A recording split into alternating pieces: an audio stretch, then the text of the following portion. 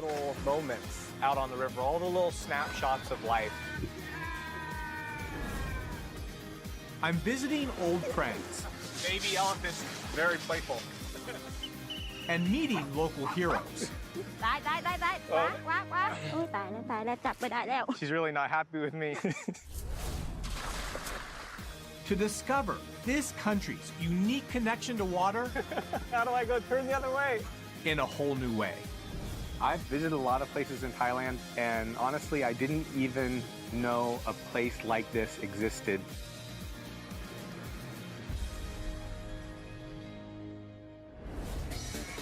I'm starting my trip at the perfect time. I'm in the middle of the world's largest water festival on Khao San Road in Bangkok. Songkran, as it's known, marks the start of the Thai New Year and of the rainy season.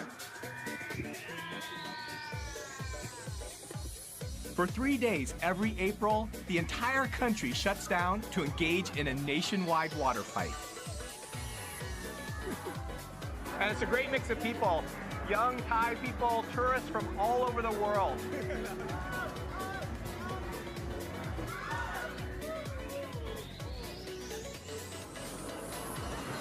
It's easy to see why Songkran is Thailand's most popular festival.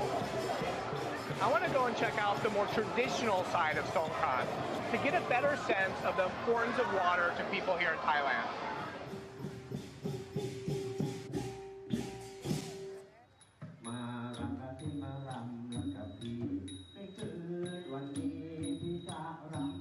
I'm at King Rama II Memorial Park. And I'm here because this is where families celebrate a more traditional side of Songkran. This centuries-old festival goes back to the roots of the Thai people. Tied to farming communities, it was a time to give thanks for a good harvest and to mark new beginnings. So this is how I imagine Songkran like 100 years ago. This is a song a rice farmer is singing. He's trying to flirt with the girl that he likes.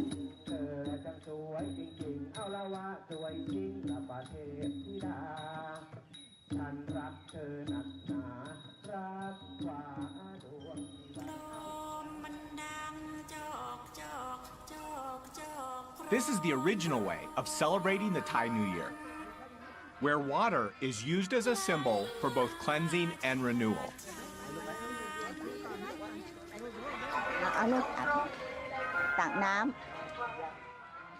And then ask for a blessing? Yeah.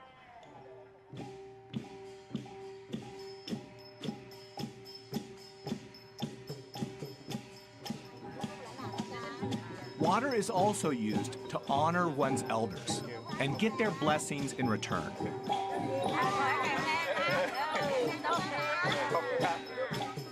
It's great to be able to compare and contrast traditional Songkran and what Songkran has become for a lot of people. That's the way Thailand is. In Thailand, you get this great mix of tradition and contemporary ways of celebrating.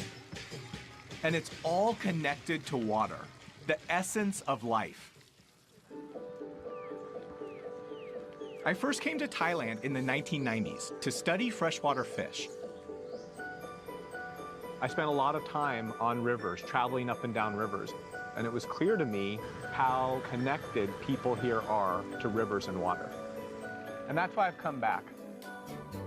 I'm going to travel Thailand's two major waterways, starting south at the Chao Phraya River and then north to the mighty Mekong, before I end my journey back at the source and the heart of Thailand's Central Plains. I want to understand what rivers mean to Thai people and how they have influence and are still influencing people's day-to-day lives. And the first place to start is the capital. Like any big city, Bangkok has its share of roads, traffic, street lights, and skyscrapers. But believe it or not, in the beginning, Bangkok's highways weren't made of concrete, they were made of water. I'm in one of the principal canals that runs through Bangkok with travel writer Steve Van Beek. No place better encapsulates how much Thai culture is bound to water than here.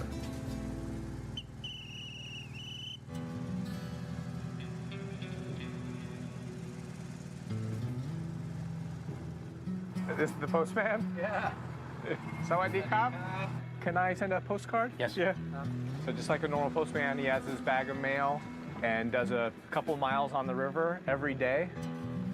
My friend doesn't live on the river. Is it okay? Yeah. Khop khun krap.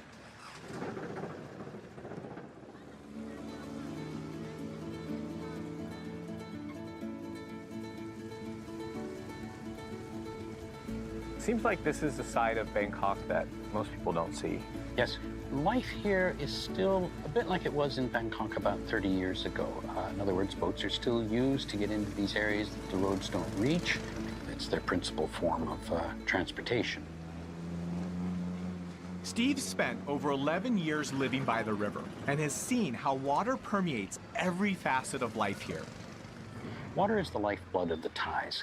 If you understand the importance of water in the development of Thailand's agriculture, its commerce, its history, etc., and if you look at water values as they take place in daily life and such, I think you have a pretty good understanding of who the Thais are and what's important to them. I can see why Bangkok was once called the Venice of the East. Most of the city once consisted of a labyrinth of canals that were built hundreds of years ago. Thais recognized early on was that instead of being an obstacle, water could actually be a facilitator of economic growth, transportation. Today, these canals have all the modern amenities of a normal city. From postal services to even floating banks.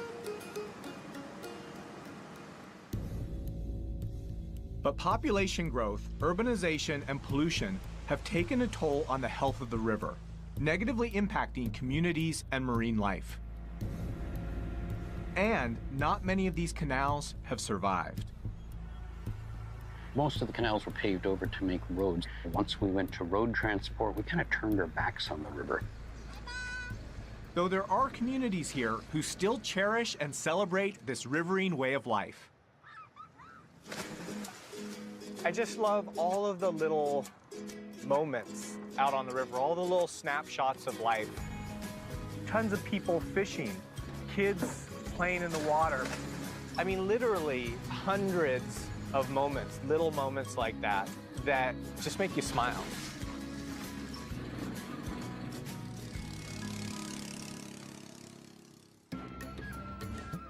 Thailand's waterways aren't just a conduit for transport and trade.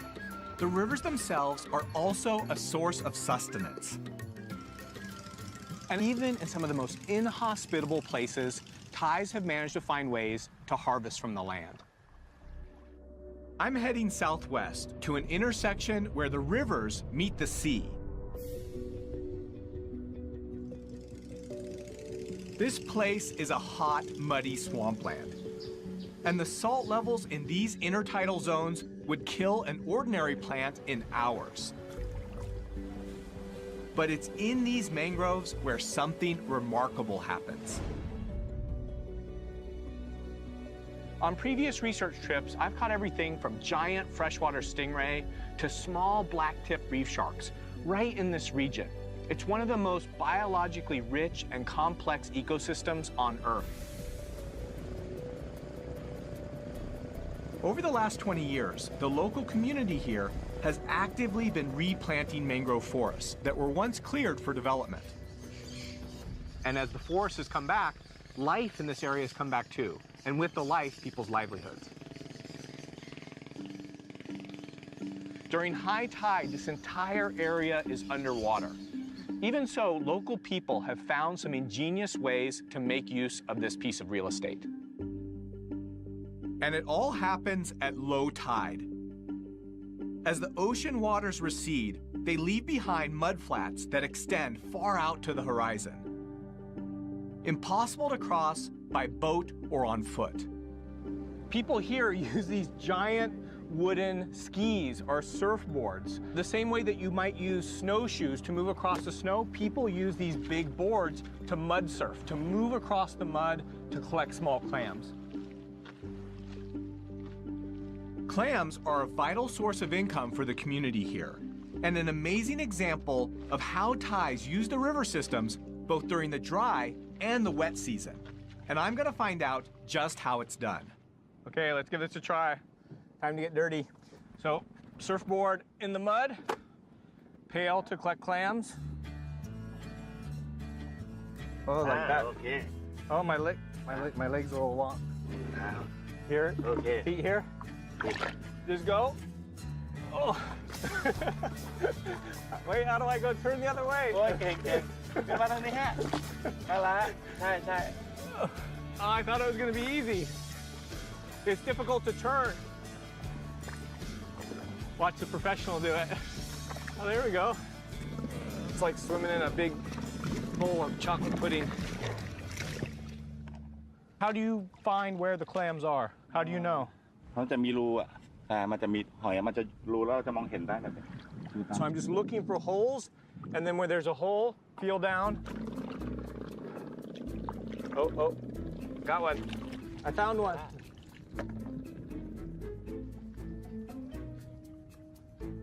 Ah! Reaching down in the hole, more often than not, I didn't get a clam, I got a crab. And as I grabbed onto the crab, they grabbed onto me. Ah! Gotta watch where I put my fingers.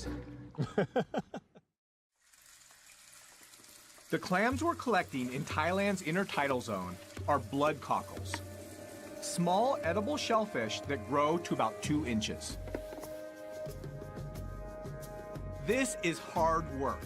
It's about 95 degrees, and the sun is pounding down on us. No, นี่กี่ตัวแล้วครับ but I have about 5.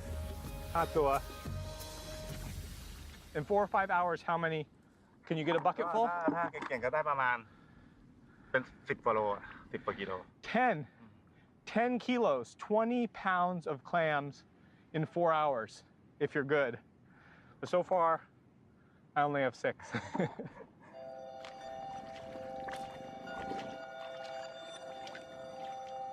You look at this area, it seems so inhospitable. Just thick, thick mud. And to think that people make a living out here collecting 20 pounds of clams on one low tide, that's pretty impressive. The tide is coming in, so we head back to shore to wash and count our catch.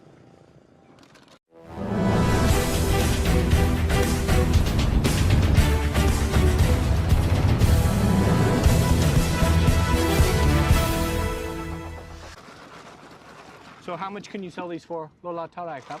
100 บาท 100 baht. So about 100 baht. So about $3 for 1 kilo. I've only collected half that, $1.50 on the market. But now that my work's done, it's time to cool off. This whole location has become a destination for ecotourists. People that come out, they want to see the stored mangrove. They want to see the monkeys. They want to play in the mud. And even the surfboards, they found a way to use them not only for work, but also to have a good time.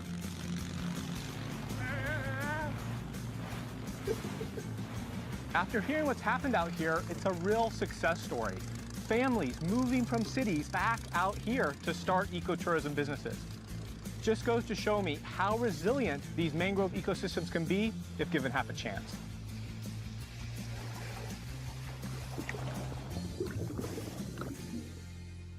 Next, I'm hitching a ride on the river to the ancient capital of Ayutthaya. The Chao Phraya is Thailand's principal river system, and it's helped shape Thai civilization. Kingdoms were founded on its shores, and the river connected ancient cities. Royal barges were the equivalent of the horse and carriage for Thai kings. Artisans typically handcrafted these 130-foot-long boats from a single teak tree, adorning them with gold lacquer and glass jewels. Originally built as warships over 7 centuries ago, today they're used in official state ceremonies, and one has even been declared a maritime World Heritage. The river was also the main highway for commerce and trade. For centuries, barges like this have been transporting construction materials like sand and gypsum, and goods like sugar and rice up and down Thailand's rivers. These rivers were the economic superhighways of the pre-20th century, and barges like these helped build the country. I want to find out why these barges are still needed today. So I figured the best way is to jump on board one. เดี๋ยวเอาเรือนี้ออกไปแล้วไปขึ้นตรงกลางน้ำ First thing I saw when I get on the barge is a dog. And I guess he's feeling territorial because I'm on his boat.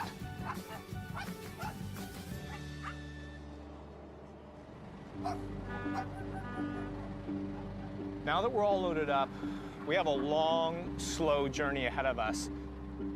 It's going to take us over 20 hours to cover just 62 miles. Which is pretty crazy if you think about it, because a truck could cover that same distance in about 2 hours. We're heading toward the city of Ayutthaya.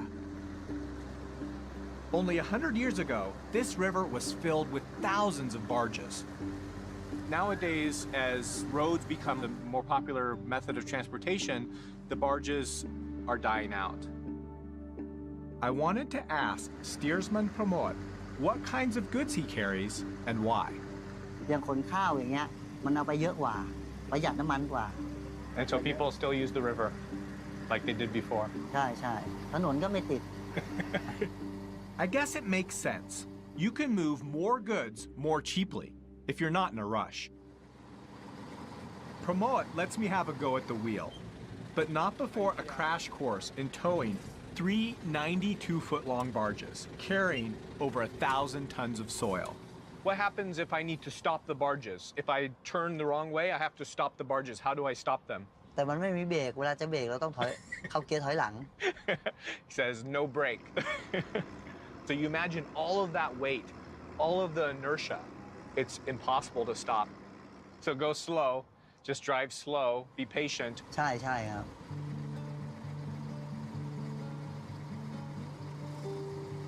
How long have you been driving the barge?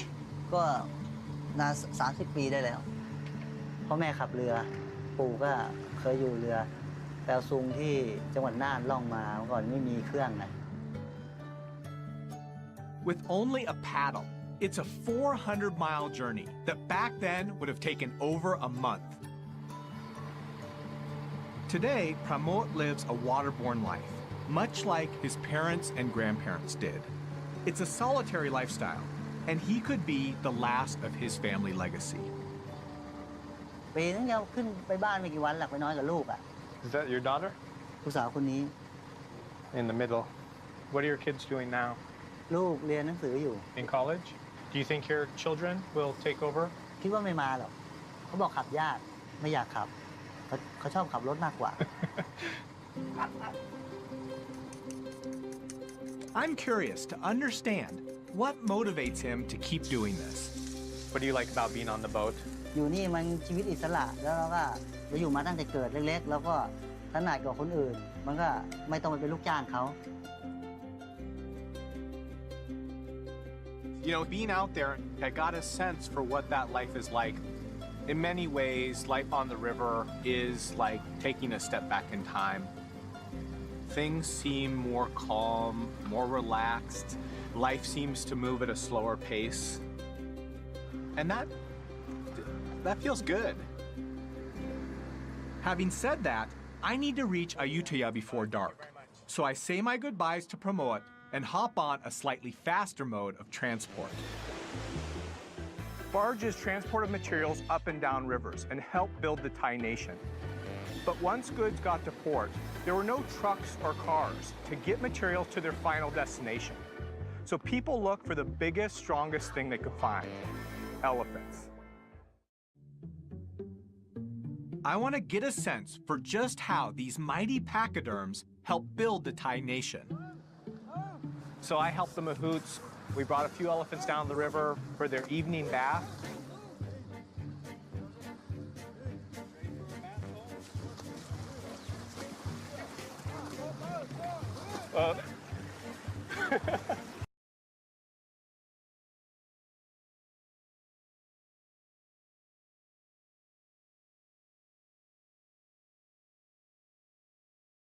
slower pace.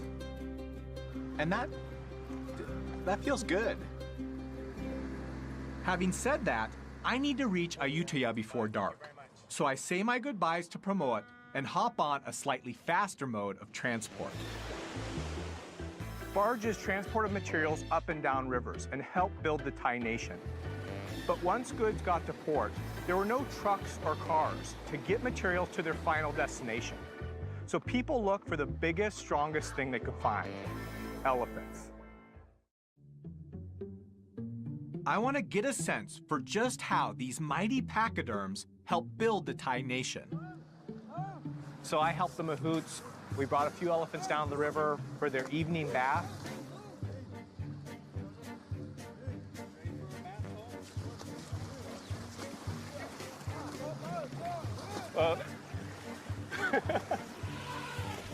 Elephants, they're just these massive, intelligent animals.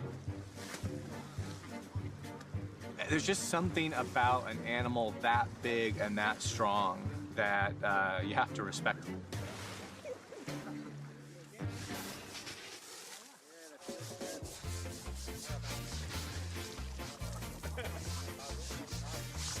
Changi, are you Thai? Baby elephants, just like young humans. Very playful. Love the water. Even though we might criticize it now, I can see how these elephants were essential to moving heavy goods. Nothing else in their day could beat them. Northern Thailand, the logs would be cut and elephants would carry them down to the river. The logs would be floated all the way down to Bangkok, a journey that could take up to 5 years. When Thailand banned logging in the late 1980s, the elephants and their mahouts were left without a source of income. And there was a problem until recently in Thailand. The mahouts would take elephants into big cities and keep them up long hours, a lot of times all night, to beg for food from tourists.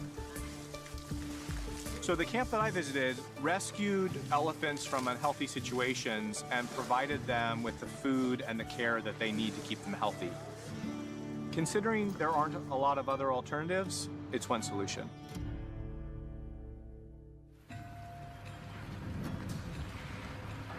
It's the late rainy season in Ayutthaya, Thailand, and surrounding this ancient capital is another key reason why the Thai kingdom thrived.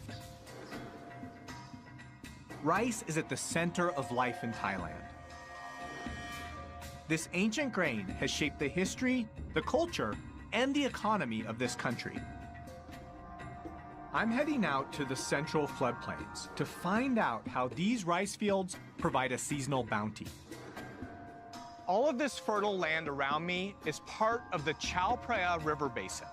And these fields produce enough to feed almost half the Thai population. But it's not just rice you can find in these fields. I met a woman named Mali who offered to show me how to catch fish out of rice fields. Yeah, sounds crazy. Fish in fields. The first step was to catch small frogs. No. Got it, I got it. We were running through the mud, looking for small frogs. There were little frogs in the mud on the edge of the water, and Molly was just yelling at me. But it was harder than it looked. They're so sneaky, aren't they, Molly? Molly's teaching me how to catch bait, the bait that she uses for snakeheads. And this is one of the snakehead's favorite prey. But she's really not happy with me. Only one. How many frogs do we need for bait? We have 5. She said that we need at least 20. Says I'm not good way. Oh.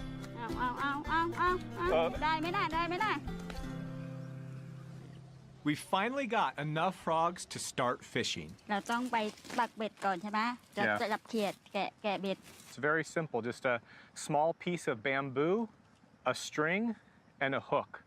And Mali makes these herself at home. เราจับเขียดมาแล้วเราก็นี่ไง Sorry, buddy. แล้วเราก็ปักเบ็ดไม่ต้องให้เขียดจมน้ำ We're fishing for snakehead. It's one of the more common fish in the rice fields. It'll sneak up, it'll sense the movement of the prey of these frogs on the surface of the water and to ambush predators. So it'll sense the movement and then strike. Mali, the snakeheads, aroy, mai? อร่อย Aroy. The whole process is just so simple. Molly is someone, she doesn't have a lot of resources, and yet she's come up with a way to get the food that she needs, both for her family and to sell, from very simple instruments. เพราะว่าเราจับเขียดปักเบ็ดนี่เขาจับกันมาหลายปีแล้วใช่ไหมคะแต่ถึงเวลารุ่นเราก็ปักไปตามโบราณที่เขาว่ามา ที่มีน้ำนี่มันก็มีปลาตลอด เพราะมันไม่แห้ง Molly saying during the rainy season, all of these areas are connected from the river to the rice fields, and the fish that she relies on spread out all over the rice fields. So it's that cycle of the rainy season that connects most of the lands around here. And it looks like we finally got a bite. It's amazing to me that we've just hooked a fish in the middle of a rice field in Thailand. ดึงขึ้นมาเลยดึงขึ้นมา Oh, big one. There we go. So look at that. So a striped snakehead. This is one of the most common rice field fish, and this one's over a foot long. Molly says that in a night, she can catch 10, or in a good night, even 20 of these striped snakeheads. Good catch. It's a good one. มีความสุขไหม มีความสุขจ้ะ Look out. In the bag. Go check the other rods. ไป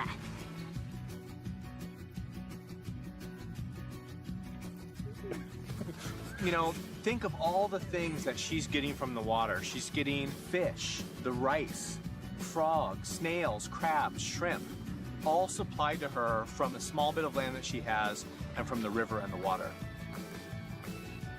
It really goes to show that even floods are turned into something positive here. The abundance and diversity of fresh food from Thailand's rivers has given rise to one of the most famous cuisines in the world. I've asked local resident Rapi Udomrat to show me how some of these wetland ingredients are used by her family. It looks like we have some typical ingredients for Thai food. Garlic, shrimp paste, and pepper. Eggplants. This is Basil. basil. We use a lot of chili. Oh. I love eating spicy food, but I don't do so good with it. So, okay, show me what to do. First, you start with pepper, Pepper. chili, Kaffir. kaffir lime. Yeah. Smells like Thai food. Yes. Smells good. Are these all ingredients that you can grow in your garden? Yes. We have a little garden in almost every house. We can find in the backyard. Almost everything. Don't have to pay for. I don't think most people realize, certainly even for me, people living along the water have access to all different kinds of spices, all different kinds of vegetables and fruits, all right there in their backyard. And when families harvest more than they can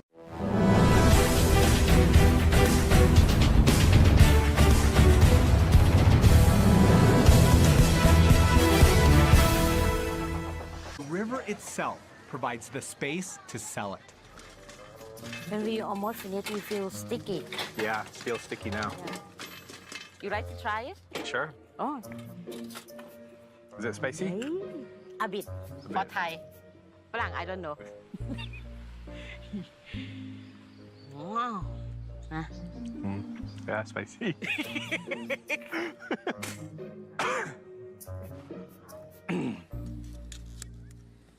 Let's start cooking. What makes Thai food special? เพราะว่ารสชาติอาหารไทยแต่ละอย่างต่างกัน หวาน เปรี้ยว เผ็ด เค็ม Some of the ingredients we're using are only available in this season. เสร็จแล้ว It's done? ใช่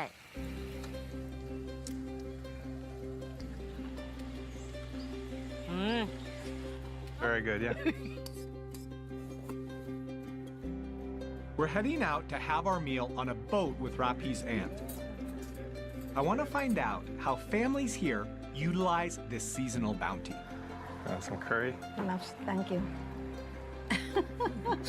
Were there a lot of fish in the river back then?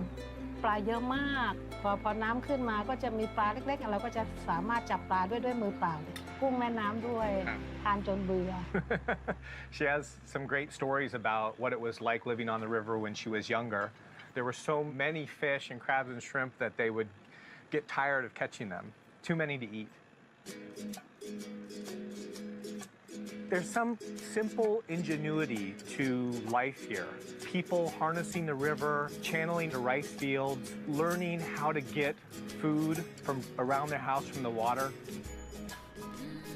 It's something that people in cities nowadays, we just don't get to experience. We get most of our food from supermarkets. I would love to live in Thailand. I love the idea of having a place in Thailand on a river somewhere, growing my own fruit and vegetables, raising my own fish or catching my own fish. I'd love to do that someday. It's November and the start of the dry season in Thailand. As the water levels in the river drop, it becomes much harder for people here to make a living planting rice or catching fish. But even as the river recedes, it gives birth to new ways of harvesting from the land. My journey continues on Thailand's other mighty river that planted the seeds of Thai civilization over 4,000 years ago. This is the Mekong River. It's one of the largest rivers in the world. It flows for over 4,000 kilometers through 6 countries: China, Myanmar, Laos, Thailand, Cambodia, and Vietnam. It's beautiful here. It truly feels like one of the world's great rivers. Feels more wild, more remote. One of the reasons why the Mekong River is special is the way the river changes from season to season. In the dry season, there are places along the river where you could almost walk across. In the rainy season, the water level comes up by over 10 meters, flooding huge areas of swampland and forest. I've come here in the dry season to see how people have adapted to the changing cycles of the river. As the water levels drop, the fish catch becomes much smaller, but the Mekong leaves behind rich, fertile soil that sustains locals here throughout the dry season. Man, check this out. This is pretty cool. During the dry season, people plant vegetable gardens on the exposed riverbank. You can see long bean, lettuce, cabbage, tomatoes, cucumbers, all in this one plot. Everywhere I look, I still see fishermen casting their nets. So I join a local fisherman, Lung Son, to find out how even at this time of year, people manage to catch fish. First up, the quintessential cast net. Just like that? It looks easy, but it's complicated. So the idea of a cast net, you sort of twist your body, you throw it out, the net expands into a large circle and then drops in the water and sinks down, trapping whatever fish are below the water.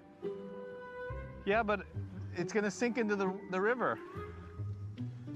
How do I? ต่ำนี่เบี่ยงสิแล้วก็เบี่ยงไปเลยเอา Okay, here we go. You ready? Okay, 1, 2, 3. Oh, I caught a boat. หาอยู่ที่ดีอย่างได้เนี่ยเก่งเลยยอด Lung Son tells me that because the catch is smaller in the dry season, fishermen will hedge their bets and set up a whole bunch of different traps. This is a funnel-shaped trap made with bamboo, and there are some strings inside the trap. When a fish swims into the trap, it rubs up against the string, tripping the trap door and trapping the fish inside. We set the trap to check back on later. Next, Loon Son and I retrieve the gill net he set last night. We'll just move along the net from one end to the other, lifting it up and feeling for fish. I don't feel anything yet. Feel something? Oh, here's a fish. Nice. Check it out. Look at this. Decent sized fish. Oh. Got one. Yeah, you happy? This is good size. Probably 1 kilo, about 2 pounds, 2 or 3 pounds. ใหญ่ไหม ปลานี่ใหญ่ไหม ใหญ่ดิ Yeah, so this is big. This is big for him. Our final stop is back at our fish trap. Let's see what we got. โอ้ยตัวเล็กๆตัวใหญ่ไม่ได้นะได้ปลาตัวหนึ่งตัวเล็กตัวไม่ One ใหญ่ fish. One small guy. ถ้าได้มาตัวเล็กนี่ก็คำปลา Oh, โอ้ so you make fermented fish? So this kind of fish he uses to make a local delicacy around here, fermented fish or fermented fish paste. Lucky me, Loon Son brought along a sample. So this is a jar of fermented fish. This fish here, once it's salted and spiced, it could sit for as long as a year. หอมกินปลาเป็นไหม ช้อนตักดูดิชิมดูดีผมจะชิมให้ดูนะโอ้อร่อยยอดจะชิมหน่อยเนี่ยชิมหน่อยเร็วๆเนี่ยเค็มไหม มันก็เค็มไม่เกลือ It's a full-bodied taste. It's really salty. มันถ้ามันไม่นานมันก็ไม่เป็นใช่ไหมมันก็คาวเหม็นคาวต้องให้นาน So he's saying that the longer it sits, the better it tastes. So you think about a cheese or a fine wine, and the longer it sits, the more full-bodied it gets. ๆอยากมาอยู่เมืองเชียงคานไหมถ้าอยากอยู่หากินสบายอยากกินหน่อไม้ก็ขึ้นภูนู่นอยากกินปลาก็ลงโขงแบบสบายแบบพอเพียงแบบว่าเขาอยู่เขากินแล้วก็พอ It's fascinating to see, at any moment, whether it's the wet or the dry season, people here have learned to make the best of a situation. The Mekong River is the rice bowl of Asia, and I really get the sense that people eat, pray, love, and live with the ebb and flow of the Mekong River. Over the centuries, the Thais have harmonized their lives with the seasons. In recent years, though, dams built upriver have made the flow of water highly unpredictable, disrupting the river's ecology and affecting people's livelihoods. So to make sure that they can survive when times get tough, the Thai Department of Fisheries worked out a solution. I'm heading to the Chiang Rai Fisheries Research Center to find out how they're engineering the nation's huge supply of fish.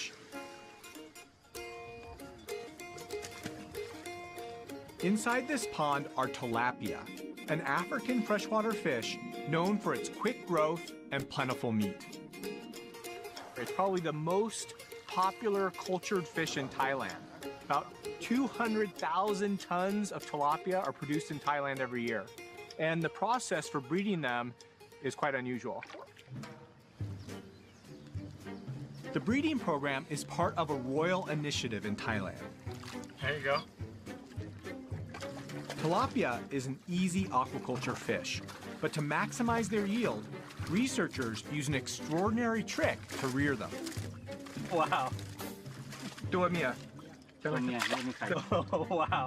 The female fish, their mouths is filled with eggs. So these fish actually keep the fertilized eggs in their mouth. This is a process that I've never seen before. And so what we're doing is we're removing these young fish from the mouth of the adults as part of the breeding process. So how do we get the eggs out of the mouth? Oh, wow. That's crazy. So just shaking the eggs out of the fish's mouth. Oh, here? Oh, wow. Yeah. I mean, 200 or 300 young fish in one adult's mouth.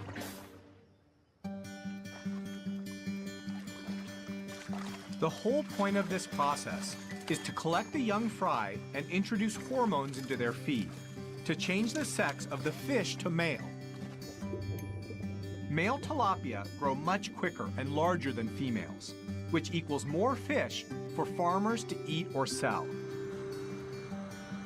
This center is an amazing example of just how much Thai people rely on fish and water.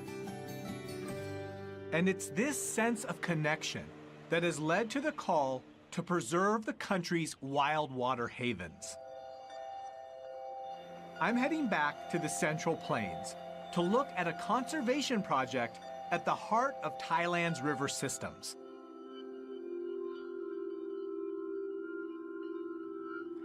Right now I'm out on a huge expanse of water. It's a big lake that's part of Thailand's largest wetland. It's called Bung Borapet.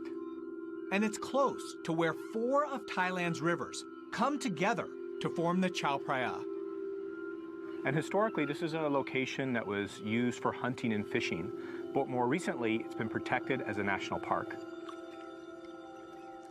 I'm here with Som Sak Tong Hun from the Fisheries Department to find out more about why this place is so important. ตรงเนี้ยช่วงหน้าน้ำให้เข้ามาให้ลูกปลาเข้ามาเจริญเติบโตซึ่งจะสัมพันธ์กับช่วงหน้ามันก็พอปลาโตก็จะหนาวพอดีก็จะมีนกเข้ามาเราก็จะเห็นว่ามันสำคัญตรงที่ว่าทุกอย่างมันสอดคล้องกัน Bung Borapet is home to dozens of indigenous and migratory bird and fish species. Everything from Siberian ruby throat to ducks that flew here all the way from Pakistan. But I'm here to see something with more teeth. This area used to be home to over 30,000 Siamese crocodiles. But because of overhunting in the 1960s, there are now only about 100 left in the wild here. Are crocodiles important to the Bung Borapet ecosystem? จระเข้เนี่ยนะครับถ้าพูดถึงในแง่แล้วเนี่ยเป็นสัตว์ที่ช่วยควบคุมระบบนิเวศยังเป็นตัวที่จะบ่งชี้ถึงความอุดมสมบูรณ์ Thankfully, conservation efforts here are helping their numbers rebound.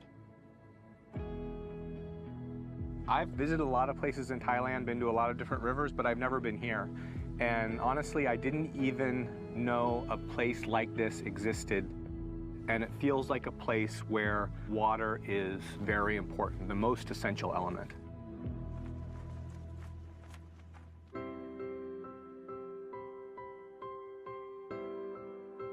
You know, as I travel up and down the river, I feel like each stretch of river captures a different moment in time. And if I put that timeline together, I can see the past, present, and future possibilities for this country. And I've learned the vital role that water and rivers play in the Thai economy, in Thai culture, and religion. Here in Nakhon Sawan, I've seen how people are starting to think about the river in new ways, how important it is, and taking steps to protect their national